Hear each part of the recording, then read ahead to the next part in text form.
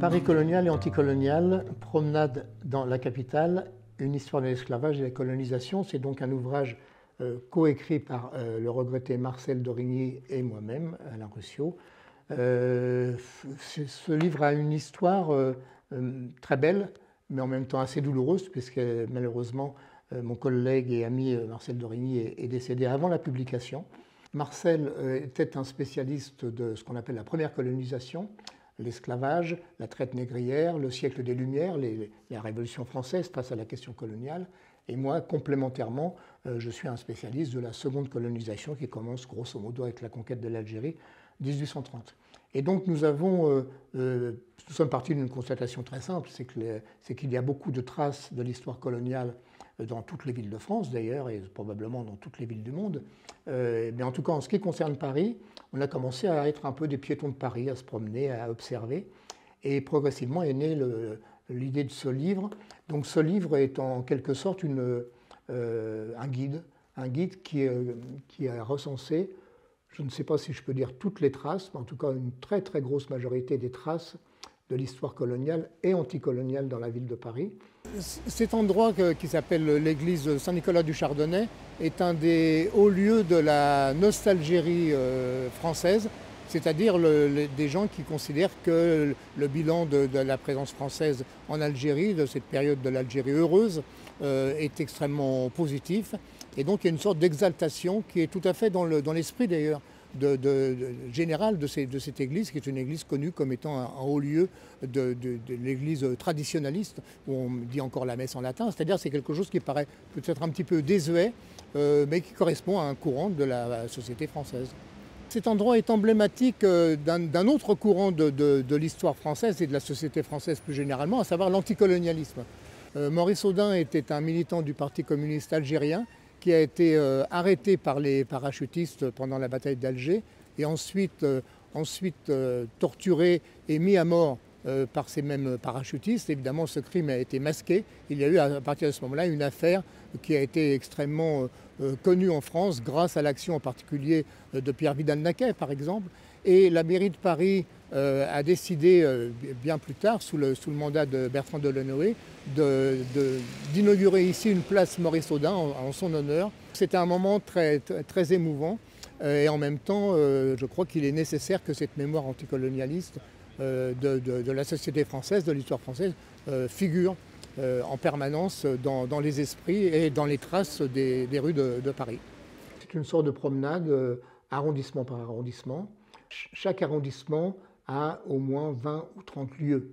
Par exemple, dans le 10e arrondissement, place de la place Fabien, mais du côté 10e arrondissement, il y a une statue d'Albert Camus, qui est une statue un peu avant-gardiste d'ailleurs. Évidemment, le lien d'Albert Camus avec l'histoire coloniale est très connu, mais parfois ça peut également aller vers des gens auxquels on ne pense pas spontanément. Je pense par exemple à la plaque qui salue la présence de Roland Dorgelès. C'est un auteur un petit peu connu de l'entre-deux-guerres qui est encore peu lu aujourd'hui, mais c'est également l'auteur d'un reportage remarquable en Indochine en 1925, je crois, qui s'appelait « Sur la route mandarine ». Donc évidemment, le piéton de Paris qui passe devant la rue Roland Dorgelès ne pensera pas du tout à l'Indochine, mais s'il a notre bouquin entre les mains, il dira bah, « tiens, comment ça se fait qu'il parle de Dorgelès ?»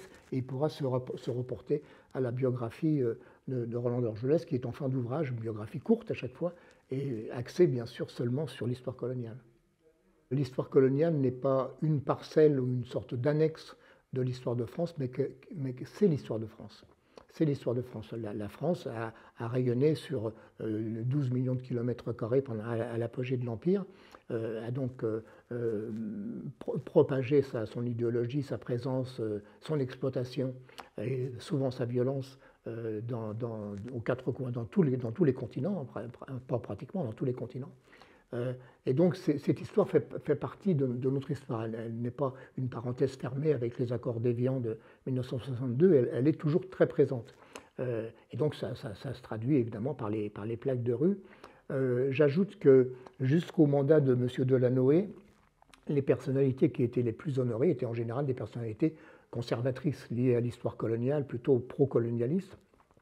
et la municipalité de gauche dirigée par M. Delanoë et par la suite par Mme Hidalgo ont un petit peu, non pas fait pencher la balance de l'autre côté, mais rééquilibré quelque peu par les dénominations, par exemple, d'une place Maurice-Audin, d'une passerelle Pierre Vidal-Naquet, d'une place Simone de Beauvoir et Jean-Paul Sartre, voilà, d'une rue Madeleine-Rébériou, et puis, chose fort importante, le dévoilement d'une plaque à la place de l'émir Abdelkader. Vous voyez, c'est quelque chose qui est assez fermement affirmé et qui montre que l'anticolonialisme fait également partie des racines de la France contemporaine. On a voulu faire quelque chose qui soit accessible et qui montre un petit peu l'actualité, le caractère vivant de l'histoire coloniale ou anticoloniale. Sur la place de Port-Royal, tout près de la station de métro, il y a une immense statue de Francis Garnier, qui a été le conquérant du Tonkin. Donc c'est lui qui a en quelque sorte ouvert les portes à l'armée française de la ville de Hanoï et ensuite avec la conquête de la totalité de l'Indochine.